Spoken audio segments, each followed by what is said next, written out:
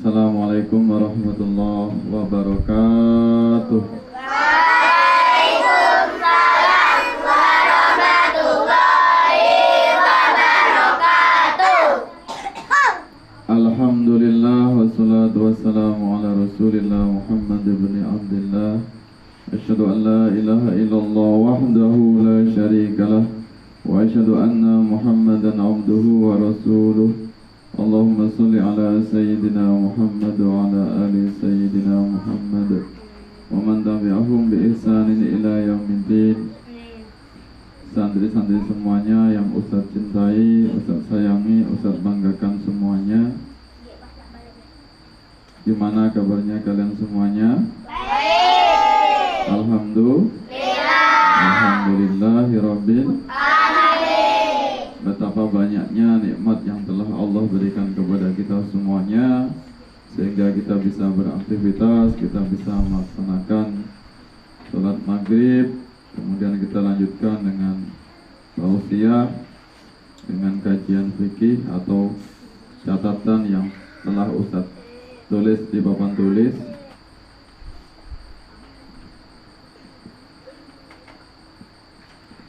Yang Ustaz tulis di papan tulis ini bisa dibaca. Apa judulnya? Syarat sahnya sholat. Pada pertemuan yang lalu Ustaz sudah menyampaikan tentang waktu yang diharamkan sholat, waktu yang dilarang ketika sholat. Masih ingat kemarin catatannya? Di catatan di buku kalian, apa saja waktunya itu yang dilarang?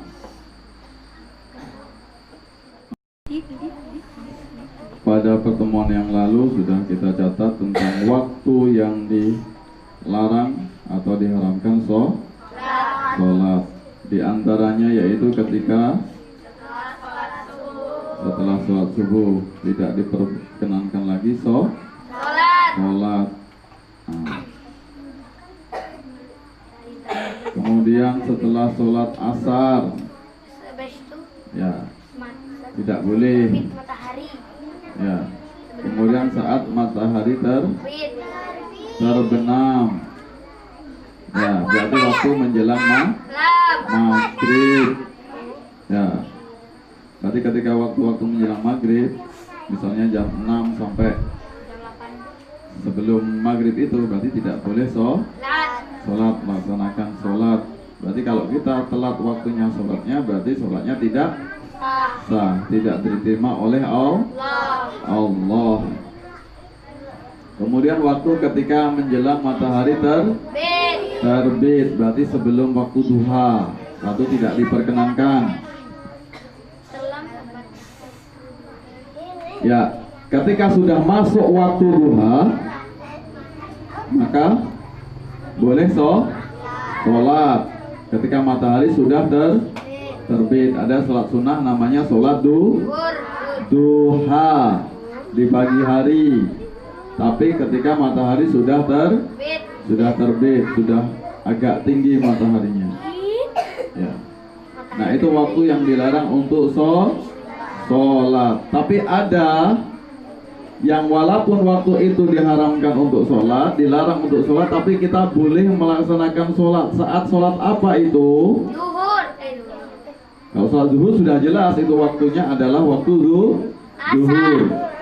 Ya, ketika setelah sholat asar, setelah sholat subuh, misalnya, tapi kita diperbolehkan melaksanakan sholat, itu namanya sholat apa?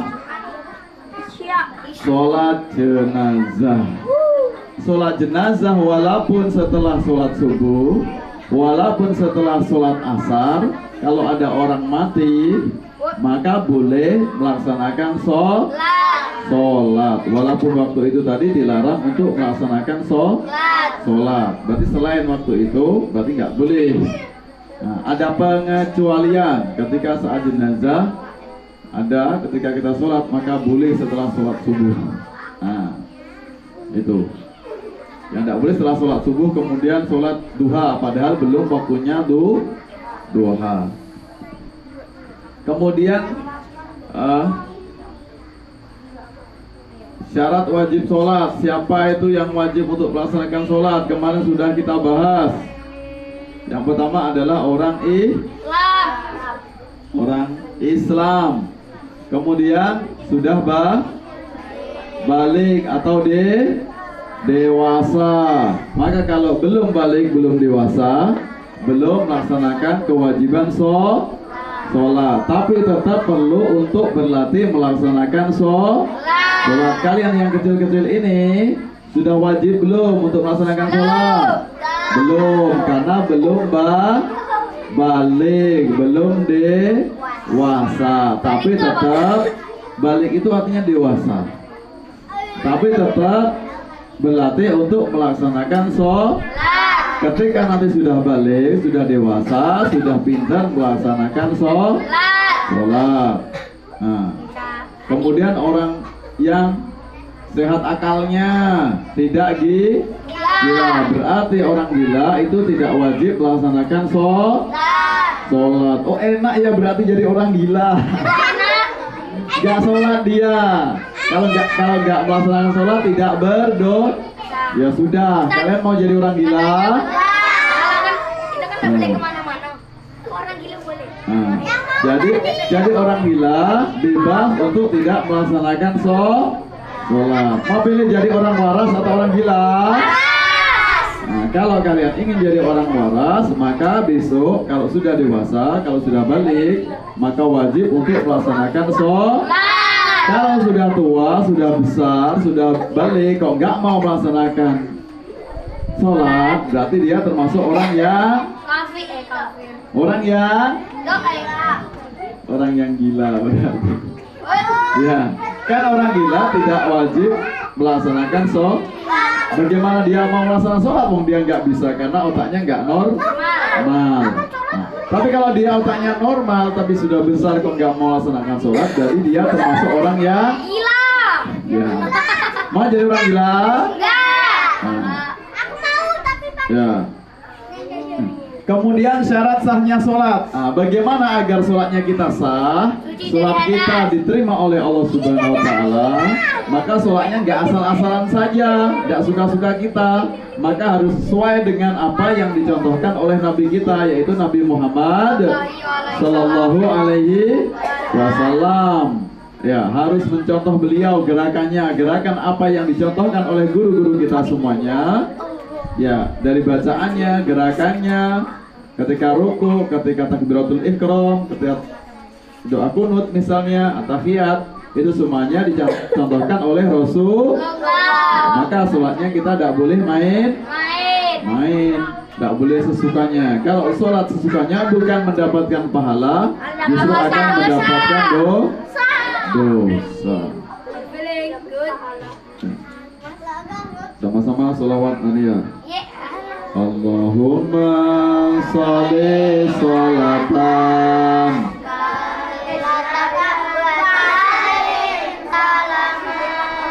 taman ala sayyidina Muhammadin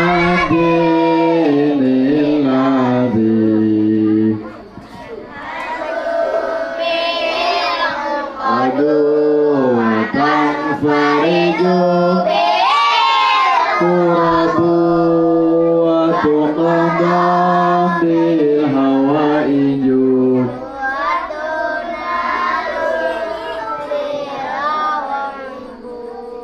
wa husnul hawatimi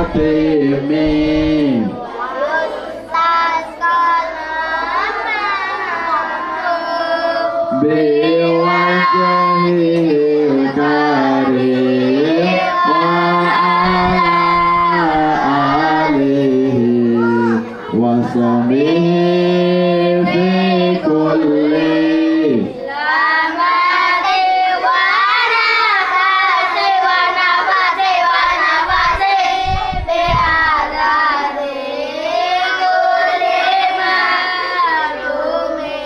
Oke, yang laki-laki yang keras, yang semangat. 1, 2, 3.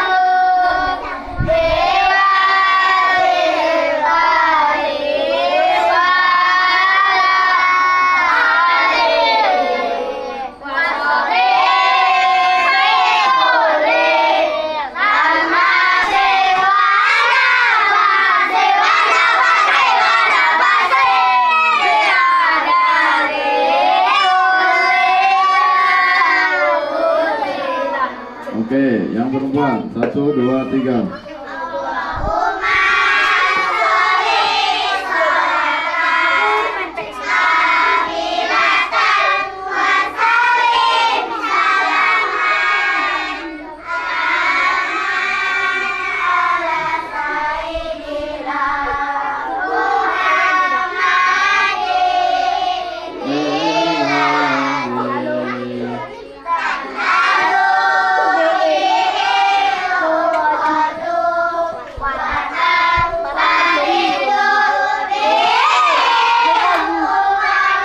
Orang tua tukang di hawa hijau.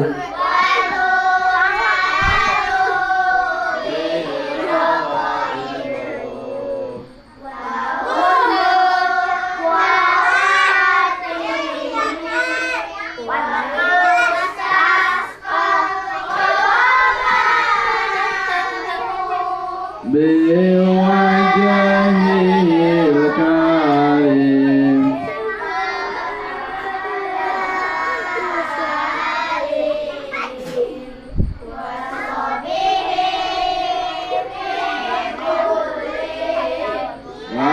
Hati wa nafasi.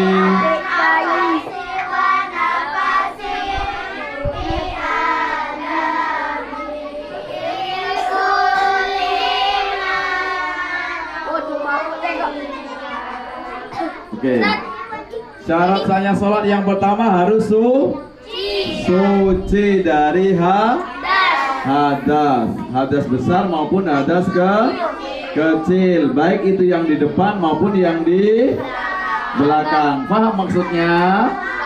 Yang di depan berarti kalau kencing harus disiram, harus bersih, tidak boleh sisa kencingnya ada di celana. Kalau ada sisa kencingnya maka tidak sah sholatnya. Termasuk yang di belakang, ceboknya harus bersih. Ada yang belum bisa cebok? Sudah bisa belum? Zaka sudah bisa cebok belum Zaka? Sudah? Alhamdulillah. Maka latihan untuk cebok sendiri. Sudah bisa, masa tidak bisa cebok? Masa ibunya yang nyebokin? Ya, harus suci baik yang di depan maupun yang di belakang, baru sholatnya bisa sah. Yang kedua, suci seluruh anggota badan, pakaian dan tempat dari najis. Nah, pakaian kita ini tidak boleh kotor. Misalnya kena tele ayam, misalnya celananya, atau kakinya, atau pecinya terkena kotoran cicak misalnya. Berarti harus tiga macam yang harus suci dari najis. Badan kita harus bersih. Ya, jangan sampai seminggu tidak mandi. Ya, suci badan, kemudian pakaiannya juga harus bersih, tidak terkena ompol, ya, tidak terkena iler. Ada yang suka hobi ngiler? Dan tempatnya, berarti sajadahnya, tempat untuk sholatnya harus suci. Kemudian yang ketiga, menutup aurat laki-laki antara pusat dan lutut.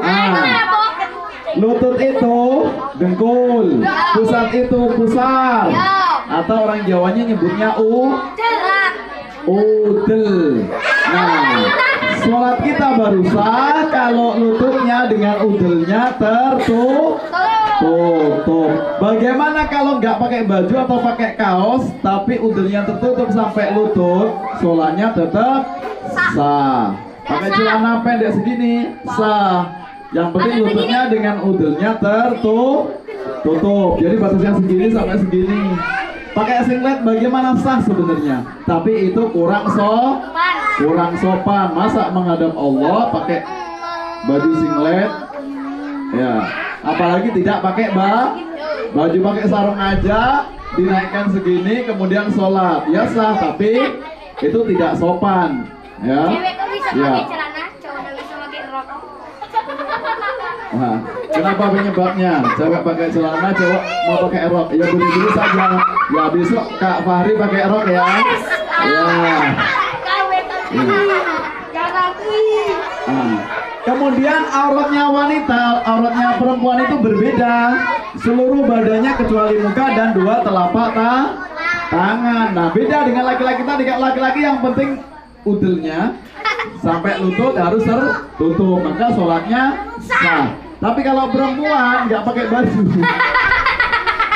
atau pakai BH saja, pakai rok panjang, tapi dia pakai BH saja,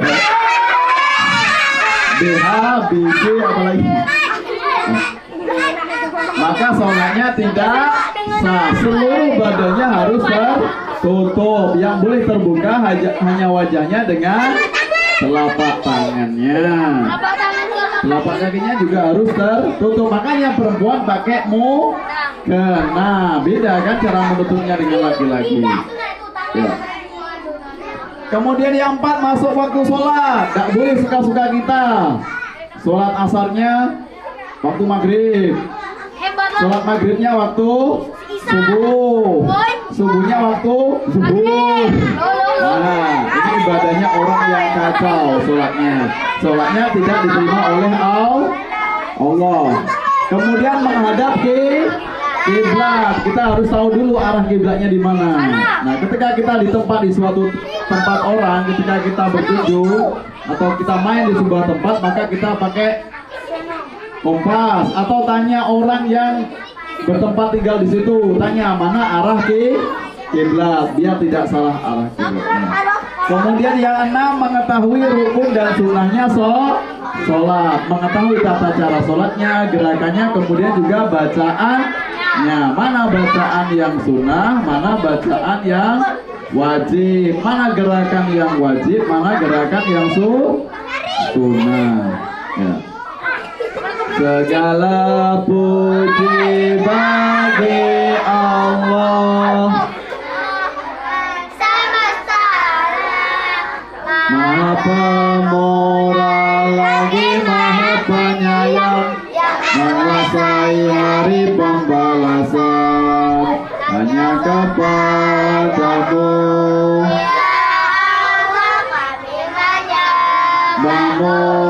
ya Allah, hanya kepadamu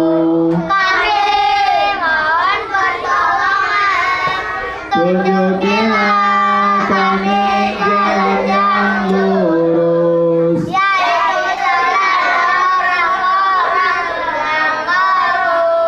nyatakan nikmat kepada mereka, bukan jalan mereka